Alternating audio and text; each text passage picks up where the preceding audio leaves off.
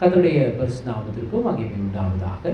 கூடியிருக்கிற உங்கள் யாவருக்கும் உயிர்த்தெழுந்த ஆண்டவர் இயேசு கிறிஸ்துவின் வல்லமையுள்ள நாமத்தில் வாழ்த்துக்கள். ஸோ இந்த நாளிலே நாம் சென்ற வாரத்தினுடைய தொடர்ச்சியை நாம் படிக்க விரும்புகிறோம். சென்ற வாரத்திலே நாம் படித்தது உங்களுக்கு நினைவு இருக்கும்னு நம்புகிறேன். ஒரே ஒரு மனிதன் ஒரே ஒரு பாவம் செய்ததினாலே, அதனாலே ஒரே ஒரு சமயம் ஒரே ஒரு பாவத்தை செய்ததினாலே வந்த விளைவு என்னன்றதை பார்த்தோம். இப்போ இந்த மனிதனால வந்த விளைவுகள் என்ன அப்படின்னா, வெறும் அந்த மனிதனுக்கான தண்டனை மட்டும் அங்கே கிடைக்கிறது. அவனோடு கூட சேர்ந்து அநேகருக்கும் ஒரு மிகப்பெரிய தண்டனை கிடைத்ததை, அதாவது அவனோடு கூட சேர்ந்து நிறைய பேருக்கு தண்டனை கிடைச்சிது. உடனே நம்ம நினைப்போம், அப்போ அவனுக்கு இவங்க என்னவா இருந்திருப்பாங்க, உடந்தையாக இருந்திருப்பாங்க. ஸோ அதனால அவங்களும் செத்துருக்காங்க. இப்போ பைபிள் சொல்லுது, அவன் செய்த பாவத்துக்கும் இவர்களுக்கும் எந்த சம்பந்தமே இல்லை. ஆனா அவங்க என்ன பண்ணிட்டாங்க, யார் பாவத்தினால யார் செத்தாங்க அப்படின்னா, நம்ம ஏற்கனவே படிச்சிருக்கோம், போன வாரத்தை படிச்சிருக்கோம், ஞாபகம் இருக்கும். ஆதாம் பாவம் செய்ததுனாலே நாம் மரிக்கிறோம். ரோமர் புத்தகத்தில் நாம் இதை வாசிச்சோம். ரோமர் புத்தகம் 5ஆம் அதிகாரம் 12ஆம் வசனம்.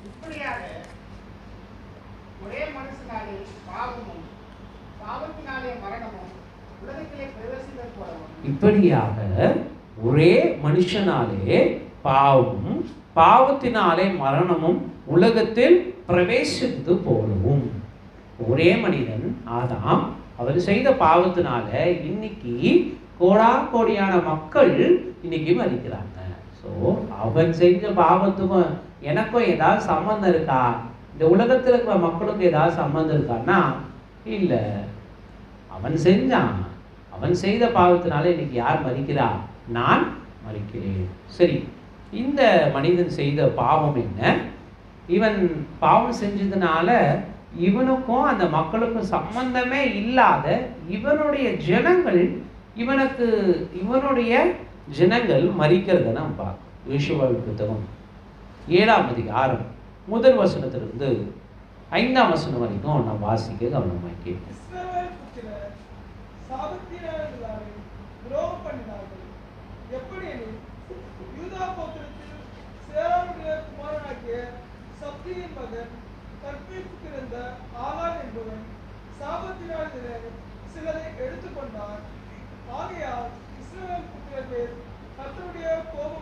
இப்போ முதல் வருஷத்திலே தெளிவா சொல்லிடுச்சு என்ன அப்படின்னா, யார் அந்த மனிதன் அப்படின்னு சொல்லிச்சு. யார் அந்த மனிதன் அப்படின்னா யாரு? அவன் பேர் தான் ஆகான். அவன் பேர் என்னன்னா ஆகான். அவன் தான் சப்தியின் மகன், கர்மிக்கு பிறந்த ஆகான்.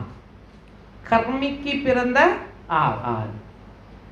இவரு செஞ்ச ஒரு பாவத்தினால, அல்லது நம்ம போன வாரத்தில் படிச்ச மாதிரி, இவரு ஒரே ஒரு நாள், ஒரே ஒரு முறை, ஒரே ஒரு சமயம், ஒரே ஒரு பாவத்தை செஞ்சதுனால வந்த விளைவு,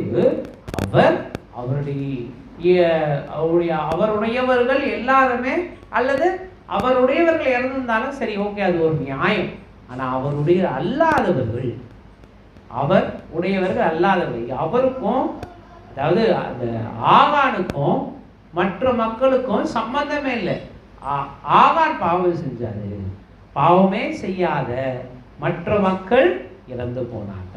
சரி, என்ன ஆச்சுன்னு நம்ம பார்ப்போம். 3ஆம் வசனம்.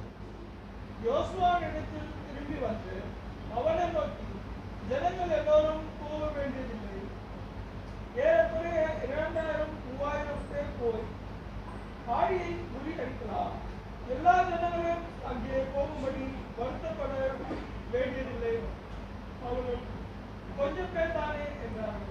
இப்போ என்னன்னா, ஒரு அடுத்தது இஸ்ரேல் மக்களை பற்றி நமக்கு நல்லா தெரியும். இஸ்ரேல் மக்கள் 6 லட்சம் மக்கள் இருக்காங்க. இவங்க கானான் தேசத்துக்குள்ள வர்றதுக்கு தயாராகிட்டு வந்துட்டு இருக்காங்க. அப்போ வழியில் ஒரு பட்டணம் வருது, ஆயின்ற ஒரு பட்டணம். அந்த பட்டணத்துக்கு சரி நம்ம அந்த பட்டணத்தை என்ன பண்ணலாம், போய் தாக்கலாம் அப்படின்னா இவங்க போய் பார்த்துட்டு வராங்க. ஒரு சின்ன பட்டணம், ரொம்ப பேர் கிடையாது. இவங்க எத்தனை பேர் இருக்கிறாங்க? 6 லட்சம் மக்கள் இருக்கிறாங்க. என்ன சொல்கிறாங்க, நம்ம நிறைய பேர் போய் என்ன பண்ண வேண்டியது, சண்டை போட வேண்டிய அவசியம் இல்லை. என்ன பண்ணால் போதும், ஒரு 2000 3000 பேர் போனாலே ஈஸியாக என்ன பண்ணிடலாம் பாருங்க. 2000 3000 பேர் போனால் ஜெயிக்க முடிய ஒரு பட்டணம் அப்படின்னா, அப்போது அங்கே எத்தனை பேர் இருந்திருப்பாங்க? குறைந்தபட்சம் அவ்வளோதான் இருந்திருக்கும். அட்லீஸ்ட் ஒரு 1000 பேர் 2000 பேர் 1 to 1 அப்படின்னு சண்டை போட்டாலே 2000 3000 பேருக்குள்ளே தான் அங்கே மக்கள் தொகை இருந்திருக்கும். இந்த மக்கள் தொகை எவ்வளோ? 6 லட்சம் புருஷர்கள் மாத்திரம் தான் வசனம் சொல்லுது. அப்போ 6 லட்சம் பேர்னா இப்போ பெரிய கூட்டம், 12 லட்சம்லேருந்து 15 லட்சம் வரைக்கும் மக்கள் இருக்காங்க. இவ்வளோ பேர்லாம் போக வேண்டாம், ரொம்ப சிம்பிளாக 3000 பேர் போனால் ஈஸியாக என்ன பண்ணிடலாம், அந்த பட்டணத்தை ஜெயிச்சிடலாம் அப்படின்னு சொல்லிடலாம்.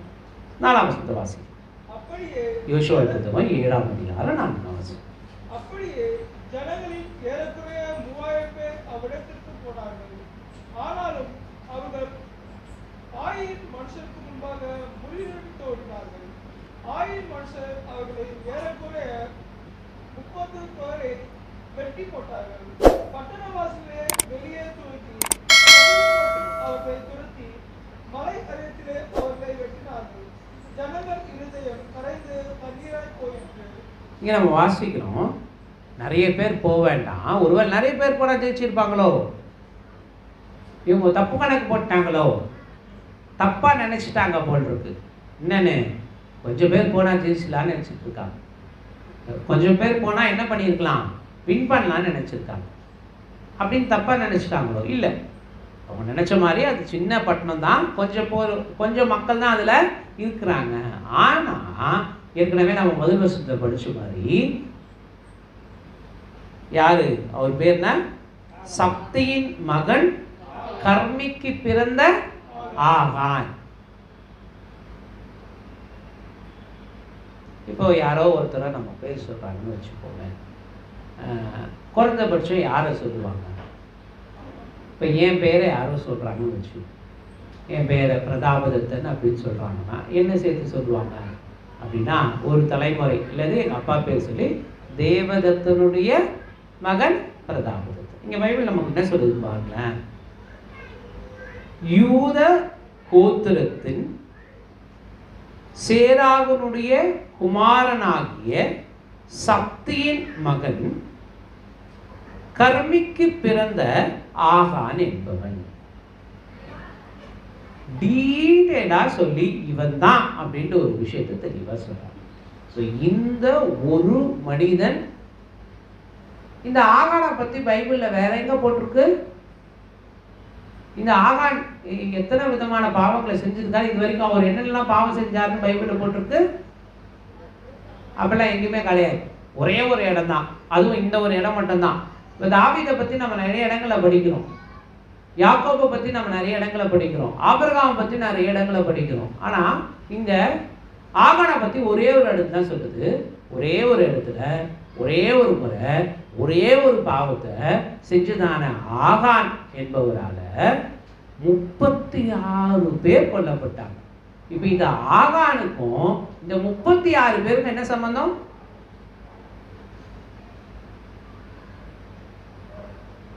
இவன் பாவத்துக்கும் இந்த 36 பேர் செத்ததுக்கும் என்ன சம்பந்தம்? தேவனுடைய, நம்ம முதல் வசனத்துல வாசிக்கிறோம், 7ஆம் அதிகாரம் முதல் வசனத்துடைய கடைசி வரியில நம்ம வாசிக்கிறோம், ஆகையால் இஸ்ரவேல் புத்திரர் மேல் கர்த்தருடைய கோபம் மூண்டது. தப்பு பண்ணது யாரு, பாவம் செஞ்சது யாரு அப்படின்னா ஆகான் அப்படின்ற ஒரு மனிதன். ஆனா இங்க கோபம் மூண்டது யார் மேலையாம்? இஸ்ரவேல் மக்கள் மேல். அதனால 36 பேர் செத்து போயிட்டாங்க. இந்த 36 பேரும் சாகிறதுக்கு யார் காரணம்? ஒரே ஒரு மனிதன் ஒரே ஒரு முறை செய்ததான ஒரே ஒரு பாவம் தான் காரணம். ரொம்ப சிம்பிளா ஆகான் இல்லை, அவன் ஒரே ஒரு முறை தான் பாவம் செஞ்சான். எத்தனை முறை செஞ்சான்? சரி, என்ன செஞ்சான்னு பார்க்கலாம். அவன் என்ன பாவம் செஞ்சான், ஏன் இந்த மாதிரி நடந்தது அப்படின்றத நேரம் இல்லாததுனால நான் நிறைய விஷயங்கள் சொல்லலை. நீங்கள் இந்த அதிகாரம் முழுவதுமே நீங்கள் அப்புறமா என்ன பண்ணுங்கள், யோசுவா 7ஆம் அதிகாரத்தை அப்புறமா படித்து பாரு. இப்போ இதில் ஒரு பெரிய த்ரில்லர் ஸ்டோரிலாம் இருக்குது. இதில் என்ன த்ரில்லர் ஸ்டோரினா, இதை கண்டுபிடிக்கிறான் யார் இந்த குற்றத்தை செய்தது அப்படின்ற மாதிரி பெரிய ஒரு, நம்ம ஆங்கிலத்தில் சொல்லுவோம்னா இன்வெஸ்டிகேஷன். ஸோ ஆங்கிலத்தில் இப்படி சொல்லுவாங்க, இன்வெஸ்டிகேஷன். இது என்ன பண்ணுறாங்கன்னா ஆராயிறாங்க, எப்படி யார் பண்ணா. எப்போ எத்தனை பேர் இருக்கிறீங்க? 6 லட்சம் மக்கள் இருக்காங்க. புருஷனுக்கு மாத்திரம் 6 லட்சம் மக்களில் ஒரே ஒரு மனுஷன் பாவம் செஞ்சுருக்கான். அந்த ஒரே ஒரு மனுஷனை எப்படிப்பா கண்டுபிடிக்க போறீங்க அப்படின்னா, தேவன் அதுக்கு ஒரு ஃபார்முலா வச்சாரு. முதல்ல அந்த ஃபார்முலாவை நம்ம படிச்சுட்டு அந்த இன்வெஸ்டிகேஷன் இது எப்படி நடக்குது அப்படின்றத பார்க்கலாம். அதே யோசுவாவின் புத்தகம் 7ஆம் அதிகாரம் 14ஆம் வசனத்திலிருந்து வாசிக்கும்.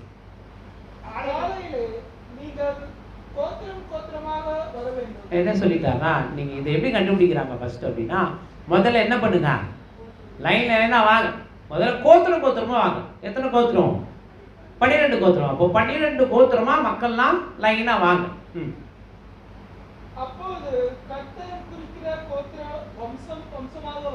அதுக்கப்புறம் அந்த 12 கோத்திரத்துல ஒரு கோத்திரம் குறிப்பார். அப்போ அந்த கோத்திரத்தில் இருக்கிற மக்கள் வம்சமா வரணும். சரி, அப்புறம் கர்த்தர் குறிக்கிறதான வம்சம். எந்த வம்சம்? அதான் குறிப்பார் இல்லையா? ஏதோ ஒரு வம்சம். எந்த வம்சம் பின்னாடி நாம படிக்கும். ஒரு வம்சம் குறிப்பாரு. அந்த வம்சத்துல வம்சமா வரணும். வம்சத்தை குறிச்சிட்டானா அவங்க குடும்பமா வரணும். சரி, அப்புறம் அவர்கள் குடும்பமாக பேர் பேராக வர வேண்டும் என்று சொல்லி, அப்பொழுது ஆபத்தினானதை எடுத்தவனாய் கண்டுபிடிக்கப்படுகிறவன் கர்த்தரின் உடன்படிக்கையை மீறி இஸ்ரவேலிலே மதிகேடான காரியத்தை செய்தபடினால் அவரும் அவருக்குள்ள யாவும் அக்கினியிலே சுட்டரிக்கப்படத்தக்கது என்றார். சரி, இதே மாதிரி இந்த தேவன் சொல்லிட்டார் இப்படி பண்ணுங்க அப்படின்னு சொல்லி. அதே மாதிரி நடக்குது. இப்போ நாம் அதை படிக்கலாம். 17ஆம் வசனத்தில், அப்பொழுது யூதாவின் கோத்திரம் குறிக்கப்பட்டது. அவன் யூதாவின் வம்சங்களை வரப்பண்ணின போது ரேகாயின் வம்சம் குறிக்கப்பட்டது. அவன் செரேகியாரின் வம்சத்தை பேர் பேராக வரப்பண்ணின போது சக்தி குறிக்கப்பட்டான். அவன் வீட்டாரை அவன் பேர் பேராக வரப்பண்ணின போது யூதா கோத்திரத்தின் சேராகின் குமாரனாகிய சக்திக்கு பிறந்த கர்மியின் மகன் ஆகான் குறிக்கப்பட்டான்.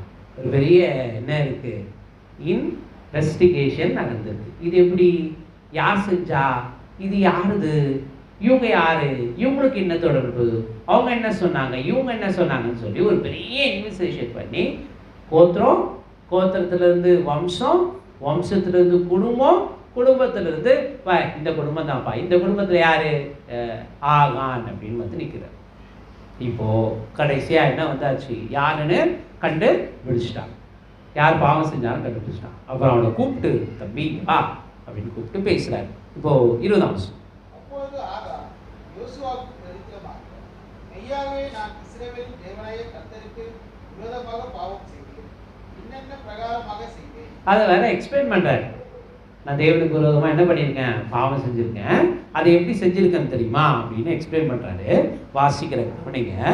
கொள்ளையிலே நேர்த்தியான ஒரு பாபிலோன சால்வையும்.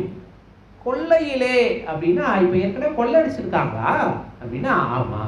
எங்க கொள்ளடிச்சாங்க அப்படின்னா, இதுக்கு அப்படியே நீங்க 6வது சாப்டர் யோசுவா 6வது அதிகாரத்தை நீங்க படிப்பீங்க அப்படின்னா, அங்கதான் இந்த மக்கள் எரிகோ பட்டணத்தை சுற்றி வந்து, எரிகோ பட்டணம் மதில் என்ன பண்ணிடுறாங்க, அவங்க சுற்றி வந்து இடிந்து விழுந்ததுனால அங்க என்ன பண்ணிருக்கு, அங்க இருக்கிற எல்லாத்தையுமே என்ன பண்ணியிருக்கிறாங்க அப்படின்னா இவங்க அழிச்சிருக்கிறாங்க. அப்படி அழிக்கும் போது தேவன் சொன்னார், அங்க இருக்கிற எதையும் தொடாத, எடுக்காத அப்படின்னு சொன்னார். அப்படி சொல்லி இருந்தோம். இவர் என்ன பண்ணிட்டாரு அப்படின்னா, இவரு பாவம் வயசானவராக இருந்திருப்பாரோ தெரியல, வயசுலாம் இங்க போடல. அவரு இப்பதான் என் வயசுக்கு இந்த மாதிரி ஒரு சால்வையை நான் என்ன பண்ணதே கிடையாது, பார்த்ததே கிடையாது. என் வாழ்க்கையில் இப்போ தான் முதல் முறையாக இந்த மாதிரி ஒரு சால்வையை என்ன பண்ணுறேன், பார்க்குறேன். ஆசைப்பட்டு தான் ஆசைப்பட்டேன். ஒரு என்ன பண்ணுறது, ஒரு தங்க கட்டில் இல்லையா, ஒரு வைரம் பதிஞ்ச ஒரு கல், அந்த மாதிரிலாம் எடுக்கக்கூடாது. என்னவா படிக்கலாம்.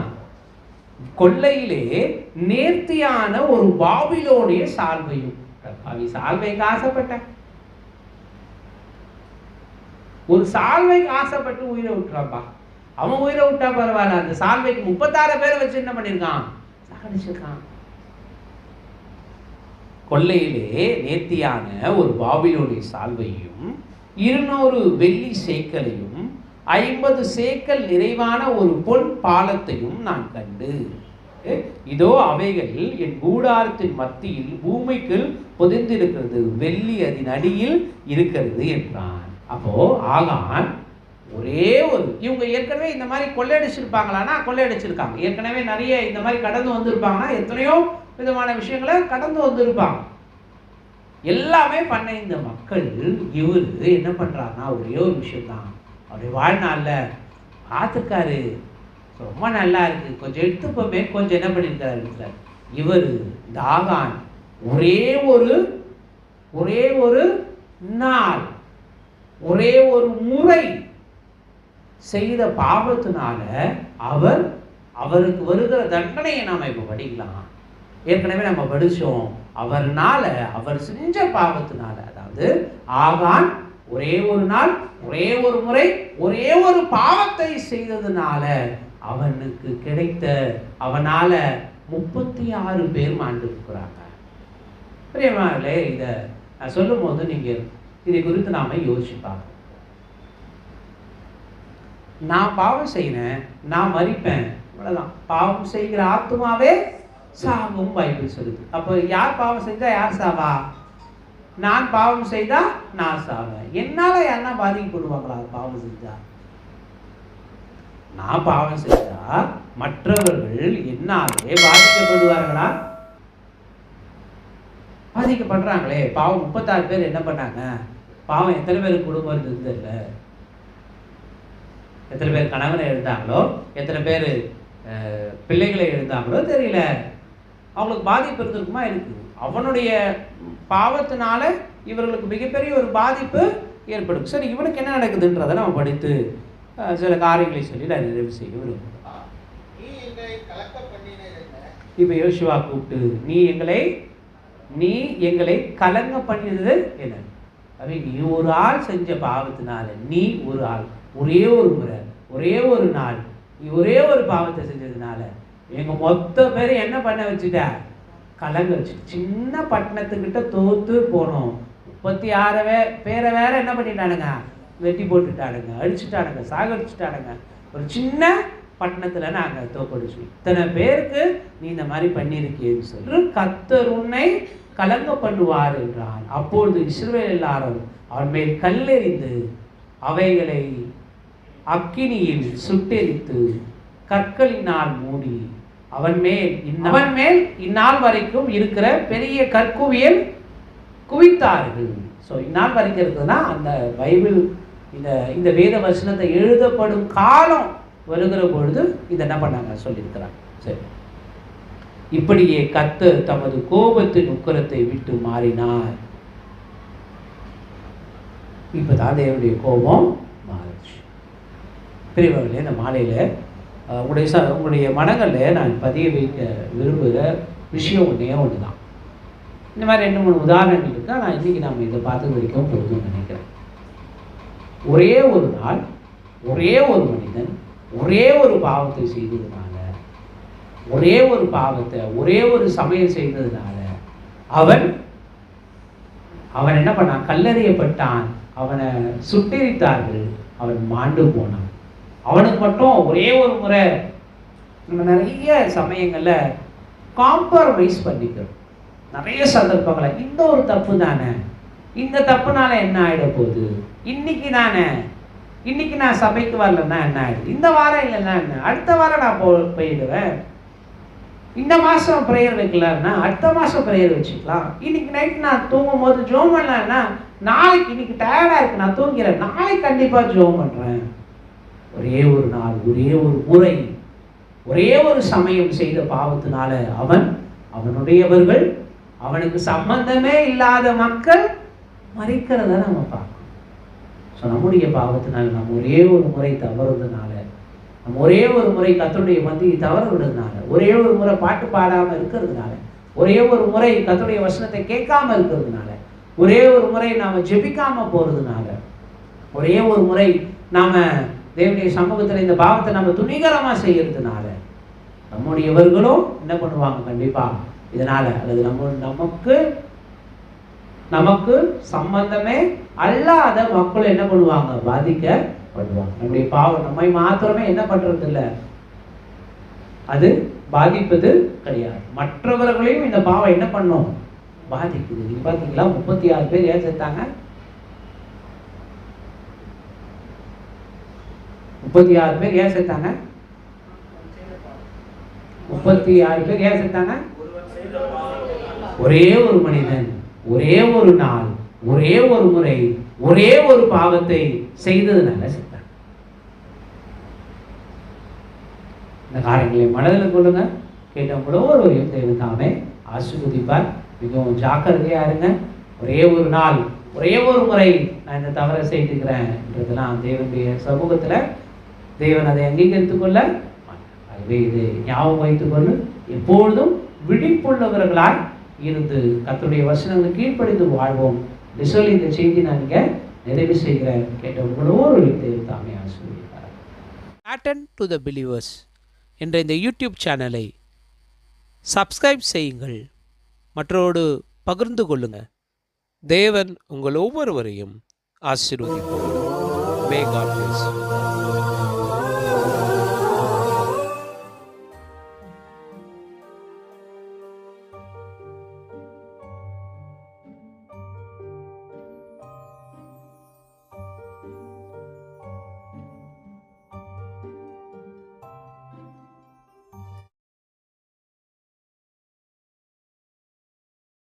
வேதத்தை முறையாக படிக்க விருப்பமா?